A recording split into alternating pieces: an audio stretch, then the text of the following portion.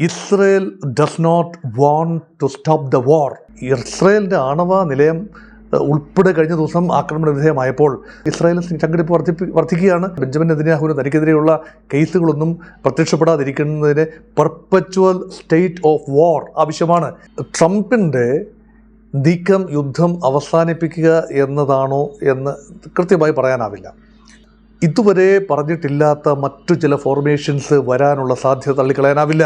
യുദ്ധവിരാമത്തെക്കുറിച്ചുള്ള സൂചനകൾ, പ്രത്യേകിച്ച് ആണവ ആയുധങ്ങളുടെ, ആണവ സാങ്കേതിക വിദ്യയുടെ വളരെ റെസ്പോൺസിബിളായ ഉപയോഗം സംബന്ധിച്ച ചില കാര്യങ്ങൾ, ഇത് ഇന്ത്യ ഒരു ആണവ രാജ്യമാണെന്ന് ഓർക്കണം, ഇറാനുമായി സംസാരിച്ചു. വിദേശകാര്യ വിദഗ്ധൻ ഡോക്ടർ മോഹൻ വർഗീസ് ഒപ്പം ചേരുന്നു. ഡോക്ടർ മോഹൻ വർഗീസ്, നമ്മൾ കഴിഞ്ഞ എപ്പിസോഡിൽ യുദ്ധം ആഗോള എണ്ണ വിപണിയെയും അമേരിക്കൻ സമ്പദ് വ്യവസ്ഥയെയും ബാധിച്ചു തുടങ്ങിയതോടെ പെട്ടെന്നൊരു ഒത്തുതീർപ്പിന് ട്രംപ് തയ്യാറാകുന്നു എന്ന വാർത്തയെക്കുറിച്ച് ചർച്ച ചെയ്തിരുന്നു. ഇതുവരെ സ്ഥിരീകരണം വന്നിട്ടില്ല. പക്ഷേ ഇതിലൊരു ട്വിസ്റ്റ് ഉള്ളത്, ഇസ്രയേൽ അറിയാതെയാണ് ഈ ഒരു നീക്കം എന്നാണ് ചില വാർത്തകൾ സൂചിപ്പിക്കുന്നത്. ഇറാനെ പൂർണ്ണമായും തകർക്കണമെന്ന നിലപാടിലാണ് ഇസ്രയേൽ ഇപ്പോഴും ഉള്ളത്. അപ്പോൾ ഇറാനുമായി സമാധാനത്തിന് ട്രംപിന്റെ രഹസ്യ നീക്കം ഇസ്രയേൽ അമേരിക്ക കൂട്ടുകെട്ട് പൊളിക്കുമോ? ആ രീതിയിൽ വിശകലനം ചെയ്യേണ്ടതുണ്ടോ?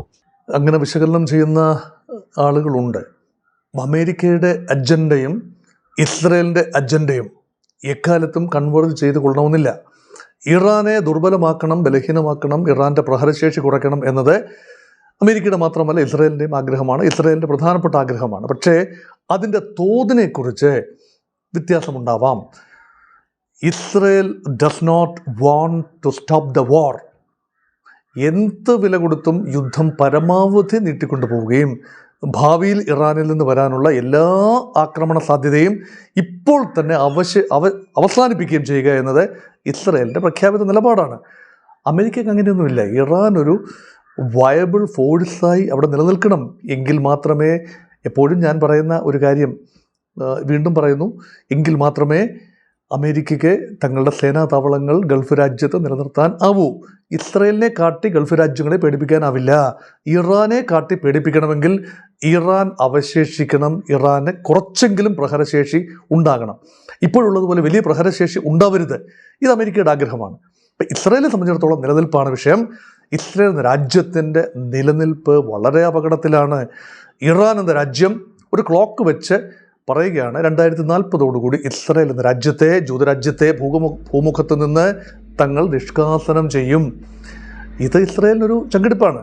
അതിനുള്ള കപ്പാസിറ്റി ഇറാനുണ്ടോ എന്നത് മറ്റൊരു കാര്യം. പക്ഷേ ഇസ്രയേലിൻ്റെ ആണവ നിലയം ഉൾപ്പെടെ കഴിഞ്ഞ ദിവസം ആക്രമണ വിധേയമായപ്പോൾ ഇസ്രായേലിൽ ചങ്കിടിപ്പ് വർദ്ധിക്കുകയാണ്. അതുകൊണ്ട് എങ്ങനെയും ഇസ്രയേലിന് ഭാവിയിൽ പോലും ഒരു ത്രെട്ട് ഉണ്ടാകാത്ത രീതിയിൽ, ഇപ്പോഴല്ല ഒരിക്കലും ത്രെട്ട് ഉണ്ടാകാത്ത രീതിയിൽ ഇറാൻ്റെ ആണവ പദ്ധതി, മിസൈൽ ശേഖരം, മിസൈൽ ടെക്നോളജി, ഇതെല്ലാം തന്നെ അവസാനിപ്പിക്കണം. അയത്തുള്ളമാർ നയിക്കുന്ന ഒരു ഭരണക്രമം തുടരുന്നിടത്തോളം കാലം ഇസ്രയേലിൻ്റെ സർവനാശമാണ് പ്രവചിക്കപ്പെടുന്നത്. അത് ഒഴിവാക്കണമെങ്കിൽ കരയുദ്ധം പോലും ഒരുപക്ഷെ വേണ്ടി വന്നേക്കാം, സമ്പൂർണ്ണ വ്യോമാധിപത്യം വേണ്ടി വന്നേക്കാം. മാസങ്ങളെടുക്കുന്ന ആക്രമണം, അതിനുള്ള മാനസികമായ തയ്യാറെടുപ്പിലാണ് ഇസ്രയേൽ. അത് മാത്രമല്ല, ബെഞ്ചമിൻ നെതന്യാഹുവിന് തനിക്കെതിരെയുള്ള കേസുകളൊന്നും പ്രത്യക്ഷപ്പെടാതിരിക്കുന്നതിന് പെർപ്പച്വൽ സ്റ്റേറ്റ് ഓഫ് വാർ ആവശ്യമാണ്. പൊതുതെരഞ്ഞെടുപ്പിൽ മത്സരിക്കുമ്പോൾ എന്തെങ്കിലും ഒന്ന് കാണിക്കണമല്ലോ, തൻ്റെ ഒരു യുദ്ധവിജയം, ആ രീതിയിലുള്ള യുദ്ധവിജയം ജനങ്ങളുടെ മുന്നിൽ കാണിക്കാൻ കഴിയണമല്ലോ. അതുകൊണ്ട് എല്ലാ യുദ്ധവും സമനിലയിൽ പിരിയാൻ പറ്റില്ല. ഇപ്പോൾ ഹമാസിനെ പൂർണ്ണമായി ഫിനിഷ് ചെയ്യുമെന്ന് പറഞ്ഞു, പക്ഷേ പൂർണ്ണമായി ഫിനിഷ് ചെയ്യാൻ പറ്റിയില്ല. ഹമാസിൻ്റെ ഒരു ശക്തി ക്ഷയിപ്പിച്ചുകൊണ്ട് വരാൻ പറ്റി. ഗസ സമാധാന കരാർ എങ്ങും എത്താതെ നിൽക്കുന്നു. അതുകൊണ്ട് ഇസ്രയേലിനെ സംബന്ധിച്ചിടത്തോളം പൂർണ്ണമായ ചില വിജയങ്ങൾ അണ്ടർ ദ ബെൽറ്റ് അത് ആവശ്യമുണ്ട്.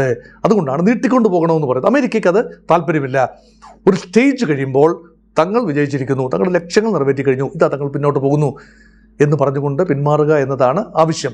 പക്ഷേ അമേരിക്ക ഉദ്ദേശിച്ചിടത്തോ ഇസ്രയേൽ പ്രതീക്ഷിച്ചിടത്തോ അല്ല കാര്യങ്ങൾ എത്തി നിൽക്കുന്നത്. മേഖലാ യുദ്ധമായി ഇത് വ്യാപിച്ചപ്പോൾ പേർഷ്യൻ ഗൾഫ് മേഖലയിൽ, പ്രത്യേകിച്ച് ഹോർമുസ് കടലിടുക്ക് കടന്നുള്ള എല്ലാ വ്യാപാരവും അവസാനിച്ചു കഴിഞ്ഞ സ്ഥിതിക്ക് ഇപ്പോൾ ഒരു കപ്പലും സുഗമമായി സഞ്ചരിക്കാനാവാത്ത അവസ്ഥയാണ്. ഇത് അമേരിക്ക ഇടപെട്ടാലോ ഇസ്രായേൽ ഇടപെട്ടാലോ അത് പൂർണ്ണമായി പരിഹരിക്കാനാവില്ല. അവിടെ ഗൾഫ് രാജ്യങ്ങളും ഇറാനും തമ്മിൽ ചില ധാരണകളിലെത്തണം. അതിന് ഇസ്രായേലോ അമേരിക്കയോ ശ്രമിച്ചാൽ അത് പറ്റില്ല.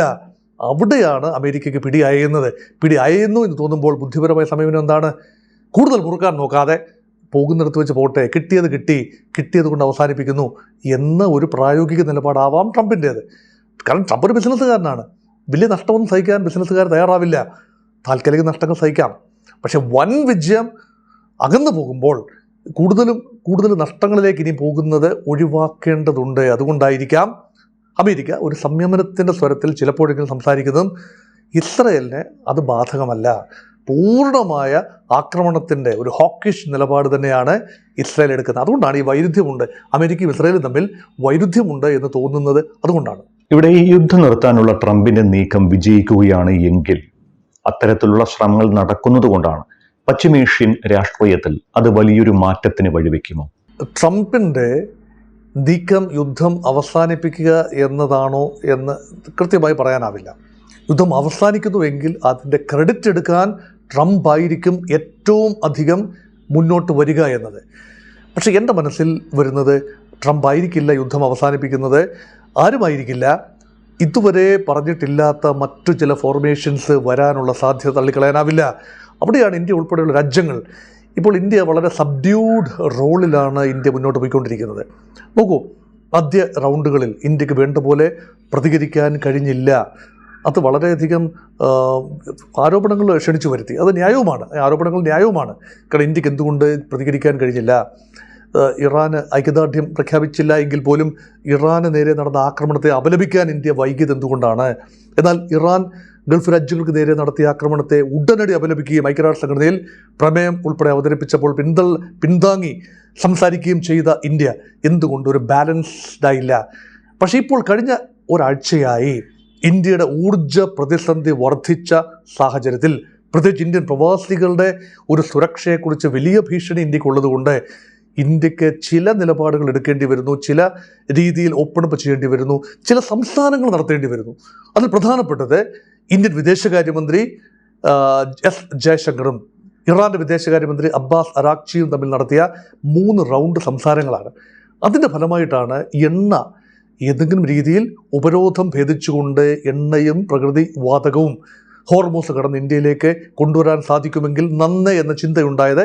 അതിന് ഫലമായി ഏതാനും കപ്പലുകൾ, 2 കപ്പലുകൾ ആദ്യ ഗഡുവായും പിന്നെ ഏതാനും കപ്പലുകളും ഹോർമൂസ് കടന്നത് ആ ഒരു ബലത്തിലാണ്. അതുകൊണ്ട് അസാധ്യമായ ഒന്നുമില്ല എന്ന് ഭാഗികമായിട്ടെങ്കിലും തെളിയിക്കാൻ ഭാരതത്തിന് കഴിഞ്ഞു എന്നത് ഒരു ശുഭ സൂചനയാണ്. ഇപ്പോൾ ഇതാ നരേന്ദ്രമോദി 2ാം തവണ സംസാരിച്ചിരിക്കുന്നു ഇറാൻ പ്രസിഡന്റ് മസൂദ് പെസഷ്കിയാനുമായി. ആദ്യ റൗണ്ട് ചർച്ചയിൽ പക്ഷേ ഹോർമോസ് സുഗമമാക്കണം, ഹോർമോസിലൂടെയുള്ള ഗതാഗതം സുഗമമാക്കണം, ഈ തങ്ങളുടെ ജനങ്ങളുടെ ജീവനും സ്വത്തിനും ഉറപ്പ് വേണം ഗൾഫ് മേഖലയിലെ എന്നുള്ള കാര്യങ്ങളാണ് സംസാരിച്ചത് എന്ന രീതിയിലാണ് സംസാരം. പക്ഷെ ഇപ്പോൾ ഇന്ത്യയിലെ ഇറാനിയൻ എംബസിയിൽ നിന്ന് വരുന്ന വിവരങ്ങൾ സ്ഥിരീകരിക്കാമെങ്കിൽ ഇപ്പോൾ പറയുന്നത് യുദ്ധവിരാമത്തെക്കുറിച്ചുള്ള സൂചനകൾ, പ്രത്യേകിച്ച് ആണവ ആയുധങ്ങളുടെ, ആണവ സാങ്കേതിക വിദ്യയുടെ വളരെ റെസ്പോൺസിബിളായ ഉപയോഗം സംബന്ധിച്ച ചില കാര്യങ്ങൾ, ഇത് ഇന്ത്യ ഒരു ആണവ രാജ്യമാണെന്ന് ഓർക്കണം, ഇറാനുമായി സംസാരിച്ചു, ഇറാൻ അത് തത്വത്തിൽ അംഗീകരിക്കുന്നു എന്ന മട്ടിലാണ് ഇറാൻ എംബസിയിൽ നിന്നും വരുന്ന വിവരങ്ങൾ. അങ്ങനെയെങ്കിൽ ചില ഉറപ്പുകളാണ് ഇറാൻ്റെ ആണവ പദ്ധതിയുമായി ബന്ധപ്പെട്ട ചില ഉറപ്പുകൾ. അതൊരു ഫ്രഷ് റൗണ്ട് ഓഫ് നെഗോസിയേഷൻ. അത് ആരാണ് മധ്യസ്ഥത വഹിക്കുക? ഇന്ത്യ ആവില്ല. ഇന്ത്യക്ക് മധ്യസ്ഥത വഹിക്കാൻ ആവില്ല. എന്തുകൊണ്ട്? ഇന്ത്യ ബൈലാറ്ററലിസത്തിൽ വിശ്വസിക്കുന്നു. ഉഭയകക്ഷി അടിസ്ഥാനത്തിൽ വേണം തർക്കങ്ങൾ പരിഹരിക്കേണ്ടത് എന്ന് വിശ്വസിക്കുന്ന രാജ്യമാണ് ഭാരതം. അതായത് ഏതെങ്കിലും രാജ്യവുമായി ഒരു രാജ്യത്തിന് പ്രശ്നമുണ്ടെങ്കിൽ ഈ 2 രാജ്യങ്ങളും തന്നെ നേരിട്ട് മുഖാമുഖം സംസാരിച്ച് പ്രശ്നങ്ങൾ പരിഹരിക്കണം. ഒരു മധ്യസ്ഥൻ്റെ, അതായത് തേർഡ് പാർട്ടി മീഡിയേഷൻ ഉണ്ടാവരുത്. ഇതാണ് ഇന്ത്യയുടെ നയം. അതുകൊണ്ട് ഇന്ത്യ തന്നെ എങ്ങനെയാണ് ഒരു മധ്യസ്ഥനാവുക? അത് സാധിക്കില്ല. പക്ഷെ മധ്യസ്ഥ ശ്രമങ്ങൾക്ക് വഴിയൊരുക്കുന്ന രീതിയിൽ ആണവ വിഷയമാണ് പ്രതിസന്ധിയെങ്കിൽ അമേരിക്കയോടും ഇസ്രയേലിനോടും ഇറാനോടും ഒരുപോലെ സംസാരിക്കാൻ കഴിയുന്ന ഒരു രാജ്യം ഭാരതമാണ്. മറ്റു രാജ്യങ്ങളില്ല എന്ന് തന്നെ പറയാം. അങ്ങനെയെങ്കിൽ ആ വഴിക്കുള്ള സൂചനകളുണ്ട്. അതുകൊണ്ട് ഈ ട്രംപിന് ഏകപക്ഷീയമായ യുദ്ധം പ്രഖ്യാപിക്കാനും നിർത്താനും നിർത്തിപ്പോകാനും ഒക്കെയുള്ള ഒരു സാഹചര്യം ഇപ്പോഴുണ്ടോ എന്നറിയില്ല. ഇറാൻ സമ്മതിക്കുമോ എന്നും അറിയില്ല. ട്രംപ് നിർത്തി എന്ന് പറയുമ്പോഴും ഇറാൻ നിർത്താൻ തയ്യാറായില്ലെങ്കിലോ അതൊരു വലിയ പ്രശ്നമല്ലേ? അപ്പോൾ ഇറാൻ കൂടി യുദ്ധം നിർത്താൻ തയ്യാറാവുകയും ട്രംപ് ആക്രമണം അവസാനിപ്പിക്കുകയും ഇസ്രയേലിനെ കൊണ്ട് ട്രംപ് ഇനി ആക്രമിക്കാൻ പാടില്ല എന്ന് കർശനമായി കീഴ്പ്പെടുത്തി നിർത്തുകയും അറബി രാജ്യങ്ങൾ തീരുമാനമെടുക്കുകയും തങ്ങളുടെ ഭൂമി വെച്ച് നിങ്ങൾ പന്താടരുത്, തങ്ങൾക്ക് സ്വച്ഛന്തമായി ജീവിച്ചു പോകണം ഇറാനെ എക്കാലത്തും ശത്രുവായി കാണാനാവില്ല. എക്കാലത്തും ഇറാനിൽ നിന്നും ഉണ്ടാകുന്ന വിപത്ത് നേരിടാൻ തങ്ങൾ എന്നും അമേരിക്കയുടെ ഈ അടിയാന്മാരായി സാമന്തന്മാരായി നിൽക്കാൻ തയ്യാറല്ല എന്നുകൂടി ഗൾഫ് രാജ്യങ്ങൾക്ക് പറയാനുള്ള നട്ടലുണ്ടാകുമോ, ആംബിയർ ഉണ്ടാകുമോ? ഇപ്പോഴില്ല, അത് വ്യക്തമാണ്. കാരണം ഇപ്പോൾ ഗൾഫ് രാജ്യങ്ങളുടെ നിലനിൽപ്പ്, ടെക്നോളജി കാര്യങ്ങളാകട്ടെ, മറ്റു കാര്യങ്ങൾ, സുരക്ഷയാകട്ടെ, ഇതെല്ലാം തന്നെ അമേരിക്കയാണ് വഹിക്കുന്നത്. ഏതെങ്കിലും കാര്യത്തിൽ പ്രധാനപ്പെട്ട യന്ത്രങ്ങൾക്ക് തകരാറ് സംഭവിച്ചാൽ അമേരിക്കയിൽ നിന്നും ഒരുപക്ഷെ ടെക്നീഷ്യൻസ് വരണം, അത് നന്നാക്കി എടുക്കണമെങ്കിൽ. ടെക്നോളജി അമേരിക്കയുടെയാണ്. വാർ മെഷീനറി, ഗൾഫ് രാജ്യങ്ങളുടെ എല്ലാം തന്നെ വാർ മെഷീനറി അമേരിക്കയാണ് അത് പ്രാക്ടിക്കലി നൽകിയിരിക്കുന്നതും അത് ഡയറക്റ്റ് ചെയ്യുന്നതും എല്ലാം. ഒരുപക്ഷെ സൗദി പൈലറ്റുകളും മറ്റ് രാജ്യങ്ങളുടെ പൈലറ്റുകളും ഒരുപക്ഷെ ഫൈറ്റിംഗ് ഫോഴ്സിലുണ്ടാകാം. പക്ഷേ അമേരിക്ക നൽകുന്ന ടെക്നിക്കൽ ഇൻപുട്ട് വളരെ പ്രധാനമാണ്. തൽക്കാലം ആ പുക്കിൾക്കിടെ ബന്ധം അവസാനിപ്പിക്കാനാവില്ല. ആത്യന്തികമായി അത് വേണ്ടി വരും. അങ്ങനെയൊക്കെയുള്ള വ്യാപകമായ മാറ്റങ്ങൾക്കുള്ള തുടക്കമായി, കാരണം അമേരിക്കയുടെ പൂർണ്ണമായ ഒരു ഗ്രിപ്പിൽ കാര്യങ്ങൾ പോകാതെ കുറച്ചുകൂടി വിതരണാത്മകമായ ലോകരാജ്യങ്ങളുടെ ഒരു ഇൻവോൾവ്മെൻറ്റ്, നേരിട്ടല്ല സാഹചര്യം ഒരുക്കുന്നതിലൊരു ഇൻവോൾവ്മെൻറ്റ് ഇന്ത്യയുടെ ഉൾപ്പെടെ ഉണ്ടാവും എന്ന പ്രതീക്ഷ ഇപ്പോൾ കഴിഞ്ഞ 24 മണിക്കൂറായി സജീവമാണ്. പ്രത്യേകിച്ച് നരേന്ദ്രമോദി ആൻഡ് മസൂദ് പെസഷ്കിയാൻ സംസാരം കൊണ്ട്. അതായത് ഇന്ത്യ ഏതാണ്ട് വലിയ നേട്ടം എടുക്കുന്നു എന്ന മട്ടിലല്ല സംസാരിക്കുന്നത്. പക്ഷേ ഇന്ത്യക്കും തങ്ങളുടേതായ രീതിയിൽ, കാരണം വ്യാപാര താല്പര്യങ്ങളുണ്ട്, ഊർജ്ജ താല്പര്യങ്ങളുണ്ട്, ജനസംഖ്യയുമായി ബന്ധപ്പെട്ട താല്പര്യങ്ങളുണ്ട്. ഇന്ത്യയുടെ 1 കോടി ജനങ്ങൾ ആ പ്രദേശത്താണ്. ഇതെല്ലാം നോക്കുമ്പോൾ ഭാരതം ഉൾപ്പെടെ എന്തുകൊണ്ടൊരു നിലപാടെടുത്തില്ല എന്ന് പറഞ്ഞാൽ ഇത് നിലപാടിൻ്റെ വിഷയമല്ല, ഇതൊരു ക്രൈസിസ് മാനേജ്മെൻറ്റിൻ്റെ, പ്രോബ്ലം സോൾവിങ്ങിൻ്റെ ഒരു മോഡാണ്. അതിന് ഇന്ത്യ മാത്രമായിരിക്കില്ല, മറ്റ് രാജ്യങ്ങളും രംഗത്ത് വരും. യൂറോപ്യൻ ശക്തികൾക്ക് അമേരിക്കയോട് സംസാരിക്കാൻ കഴിയും. കാരണം യൂറോപ്പിൻ്റെ കൂടി ഒരു താല്പര്യമായി വരുന്നു. കാരണം യൂറോപ്പിന് കുറച്ചുകൂടെ പ്രോക്സിമിറ്റി ഉണ്ട് ആ പ്രദേശവുമായി. അതുകൊണ്ട് ഒരു പുനർവിചിന്തനം വ്യാപകമായ രീതിയിൽ ഇസ്രയേലിൻ്റെ മാത്രം ഒരു താല്പര്യത്തിന് വേണ്ടി ലോകം മുഴുവൻ ഗൺ പോയിന്റ് നിർത്തപ്പെടുന്നത് ശരിയല്ല എന്ന ചിന്ത വ്യാപകമാണ്. അമേരിക്കൻ ചേരിയിൽ നിന്ന് തന്നെ വിരുദ്ധ സ്വരങ്ങൾ, വേറിട്ട സ്വരങ്ങൾ, വെളിവുള്ള വിവരമുള്ള സ്വരങ്ങൾ വരും എന്ന പ്രതീക്ഷയാണ്. അങ്ങനെയുള്ള സമ്മർദ്ദങ്ങളാണ്, പോസിറ്റീവ് സമ്മർദ്ദങ്ങളാണ് ഒരുപക്ഷെ യുദ്ധാവസാനത്തിന് വേണ്ടി നമുക്ക് പരിഗണിക്കാവുന്നത്. ഇതോടൊപ്പം മറ്റൊരു വാർത്തയുള്ളത്, ഈ US-ഉം ഇസ്രായേലും വെടിനിർത്തലിന് നീക്കം നടത്തുന്നതായി ഇറാനിയൻ മാധ്യമങ്ങളും റിപ്പോർട്ട് ചെയ്തിട്ടുള്ളതാണ്. 48 മണിക്കൂർ നേരത്തേക്ക് വെടിനിർത്തൽ നടപ്പാക്കാൻ ശ്രമം തുടങ്ങിയെന്ന് ഇറാൻ മാധ്യമമായ പ്രസ് ടിവിയാണ് ഒരു റിപ്പോർട്ട് പുറത്തുവിട്ടിരിക്കുന്നത്. എന്നാൽ ഇക്കാര്യം US-ഉം ഇസ്രായേലും സ്ഥിരീകരിച്ചിട്ടുമില്ല. ഇവിടെ ഈ 2 കാര്യങ്ങൾ നമുക്ക് ചേർത്ത് വെക്കുമ്പോൾ യുദ്ധം നിർത്താൻ അല്ലെങ്കിൽ യുദ്ധം അവസാനിപ്പിക്കാൻ ലോകത്ത് പല രാജ്യങ്ങളും ശ്രമം നടത്തുന്നുണ്ട് എന്ന സൂചനകളാണോ ലഭിക്കുന്നത്? സമാധാന ശ്രമങ്ങൾ സമാന്തരമായി നടക്കും. എല്ലാ യുദ്ധവും അങ്ങനെയാണ്.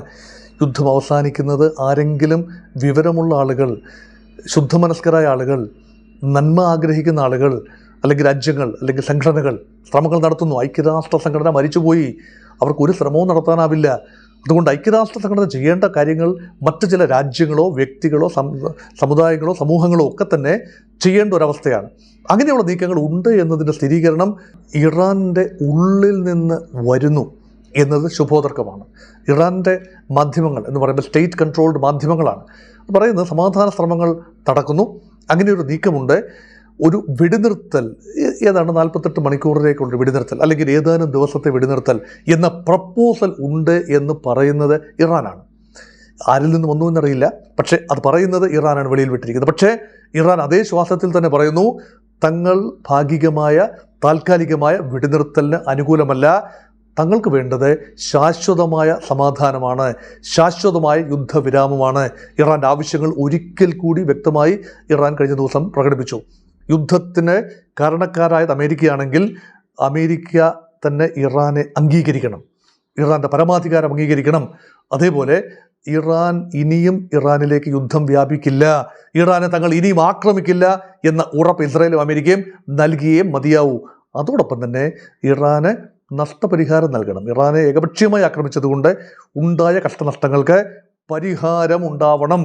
ഈ 3 കാര്യങ്ങളും ചർച്ചയുടെ രൂപത്തിലുണ്ടാകണം. അല്ല എങ്കിൽ ഇതിനെക്കുറിച്ച് ധാരണയുണ്ടായില്ലെങ്കിൽ അമേരിക്ക യുദ്ധം നിർത്തിയാലും ഇറാന് യുദ്ധം നിർത്തിവെക്കാനാവില്ല എന്ന ഒരു നിലപാട് കൂടി ഇറാൻ പറയുന്നു. അത് മാത്രമല്ല, ഇറാൻ്റെ അമേരിക്ക ഭീഷണിപ്പെടുത്തുന്നതോറും അമേരിക്കയുടെ ഭീഷണിയുണ്ട്. 48 മണിക്കൂറുകളിൽ ഹോർമൂസ് കടലിടുക്ക് തുറന്നില്ല എങ്കിൽ ഇറാൻ്റെ മേൽ തീമഴ പെയ്തിറങ്ങും, ഇറാൻ്റെ ഊർജ്ജ ഉപാധികളെല്ലാം തന്നെ ഞങ്ങൾ നശിപ്പിക്കും എന്നാണല്ലോ പറഞ്ഞത്. ഇറാൻ വളരെ സൗമ്യമായി പ്രതികരിച്ചു. അങ്ങനെയെങ്കിൽ ഗൾഫ് രാജ്യങ്ങളുടെ ഊർജ്ജ ഉപാധികളിലേക്ക് തങ്ങൾ അതിശക്തമായ ആക്രമണം നടത്തും. അത് മാത്രമല്ല ഡീസാലിനേഷൻ പ്ലാന്റ് ഉൾപ്പെടെ തങ്ങൾ തകർക്കും, വെള്ളം കൂടി മുട്ടിക്കുമെന്നാണ് അർത്ഥം. അപ്പോൾ ഇങ്ങനെ പ്രസ്താവനകളും മറുപ്രസ്താവനകളും വീരവാദങ്ങളും വീരസ്യം പറച്ചിലും ഒക്കെയായി മുന്നോട്ട് പോകുമ്പോൾ എങ്ങനെയാണ് ഒരു സമാധാനത്തിൻ്റെ അന്തരീക്ഷം ഉണ്ടാവുക? അതുകൊണ്ടാണ് ഒരു പ്രപ്പോസൽ വരിക, വെടിനിർത്തൽ. ആദ്യം വേണ്ടത് വെടിനിർത്തൽ തന്നെയാണ്, താൽക്കാലികം തന്നെയാണ്. വെടിനിർത്തൽ എന്ന് താൽക്കാലികമാണ്. ആ താൽക്കാലികമായ വെടിനിർത്തൽ പെർമനൻ്റായി വെടിനിർത്തലായി വരികയും യുദ്ധവിരാമമായി വരികയും ചെയ്യുക എന്നതും ചില ഉറപ്പുകൾ നൽകുകയും ചെയ്യുക. കോമ്പൻസേഷൻ ഒരുപക്ഷെ സംഭവിച്ചെന്നിരിക്കില്ല, നഷ്ടപരിഹാരം ഇറാന് കൊടുക്കുക എന്ന് സംഭവിച്ചെന്നിരിക്കില്ല. അതിന് പകരം ഒറ്റക്കാര്യം ചെയ്താൽ മതിയല്ലോ. നഷ്ടപരിഹാരം എന്നതിനേക്കാൾ ഇറാൻ്റെ എണ്ണ പൂർവാധികം ശക്തമായി ലോക വിപണികളിൽ എത്തിയാൽ അതിൽ നിന്ന് ലഭിക്കുന്ന ഡോളേഴ്സ്, അതിൽ നിന്ന് ലഭിക്കുന്ന വരുമാനം, അത് ലഭിക്കുന്ന പണം മതിയാകും ഇറാൻ്റെ റീബിൽഡിങ്. ഒരു 5 വർഷം കൊണ്ട് ഇറാൻ ഇപ്പോഴുണ്ടായ കഷ്ടനഷ്ടങ്ങളെല്ലാം തന്നെ പരിഹരിച്ച് പൂർവ്വ സ്ഥിതിയിൽ ഇറാൻ ആകാൻ സാധിക്കും. അത്രയ്ക്ക് എണ്ണ നിക്ഷേപം ഇറാൻ്റെ ഉള്ളിലുണ്ട്. ലോകത്താകമാന ഇറാൻ എണ്ണ നിക്ഷേപങ്ങളുടെ കണക്കെടുക്കുമ്പോൾ 3-ാം സ്ഥാനത്ത് നിൽക്കുന്ന ഇറാനാണ്. അത് മതിയാകും. അത് സുഗമമായി അന്താരാഷ്ട്ര വിപണികളിൽ എത്തിച്ചു കൊടുക്കാനുള്ള ഉപരോധരഹിതമായ ഒരു സംവിധാനം ഉണ്ടാവണം. അങ്ങനെ സംവിധാനം ഉണ്ടായാൽ യഥാർത്ഥത്തിൽ ഇറാന് നഷ്ടപരിഹാരമൊന്നും വേണ്ടല്ലോ. സ്വന്തം ആസ്തികൾ തന്നെ വിറ്റുകൊണ്ട്, സ്വന്തം ഉൽപ്പന്നങ്ങൾ എണ്ണ വിറ്റുകൊണ്ട് ഇറാൻ്റെ എല്ലാ ആവശ്യങ്ങളും നിറവേറ്റാൻ കഴിയുമല്ലോ. അങ്ങനെ ചില ഗ്യാരണ്ടികളാണ്. ഉപരോധം ഉണ്ടാവില്ല, യുദ്ധം ഇനിയും അടിച്ചേൽപ്പിക്കില്ല. ഇറാനും തിരിച്ചു പറയേണ്ടി വരും, തങ്ങളിനി ഹമാസിനെയും ഹിസ്ബുള്ളയും ഹൂതികളെയും സഹായിക്കില്ല. അപ്പോൾ ഇസ്രായേൽ പറയേണ്ടി വരും, തങ്ങൾക്ക് പലസ്തീൻ രാജ്യം തങ്ങൾ നൽകാൻ തയ്യാറാണ്, അല്ലെങ്കിൽ പലസ്തീൻ രാജ്യം ഇതാ സംഭവിച്ചിരിക്കുന്നു, തങ്ങൾ പലസ്തീനോടൊപ്പം സഹവസിക്കാൻ തയ്യാറാണ്. പലസ്തീനും പറയണം, ഞങ്ങൾ ഇസ്രായേലിനെ അംഗീകരിക്കുന്നു. ഇത് പരസ്പര അംഗീകാരത്തിൻ്റെ വിഷയമാണ്. കടുംപിടുത്തം ഒരിക്കലും പ്രശ്നപരിഹാരം ഉണ്ടാക്കില്ല. പലസ്തീൻ വിഷയം പരിഹരിക്കപ്പെടണം. അതോടൊപ്പം തന്നെ ഇസ്രായേലിൻ്റെ ഈ ഹോക്കിഷ് നിലപാട് അവസാനിക്കണം. ഇറാൻ എന്ന രാജ്യം അനാവശ്യമായി ചില മിലിഷ്യകളെ അവിടെയും ഇവിടെയും നട്ടുനനച്ച് വളർത്തുന്ന കലാപരിപാടി അവസാനിപ്പിക്കണം. എങ്കിൽ മാത്രമേ ശാശ്വതമായ പരിഹാരമുണ്ടാകൂ. അതുകൊണ്ട് സമാധാനത്തിന് ഒരു ഭഞ്ചം വരുത്തത്തക്ക രീതിയിൽ കൂടുതൽ പ്രസ്താവനകൾ, അത് അമേരിക്കൻ പ്രസിഡന്റിൻ്റെ ഭാഗത്തു നിന്ന് വന്നാലും ഇറാൻ്റെ നേതൃത്വത്തിൻ്റെ ഭാഗത്തു നിന്ന് വന്നാലും അത് അഭികാമ്യമല്ല. അതുകൊണ്ട് ഇപ്പോൾ വളരെ പ്രതീക്ഷയോടുകൂടി ലോകം ഉറ്റുനോക്കുന്ന നിമിഷങ്ങളാണിത്. കാരണം ഒരു സംയമനത്തിൻ്റെ ഭാഷയിൽ രണ്ടിടത്തു നിന്നും ചില സൂചനകൾ വരുന്നത് തീർച്ചയായും സ്വാഗതാർഹം തന്നെയാണ്.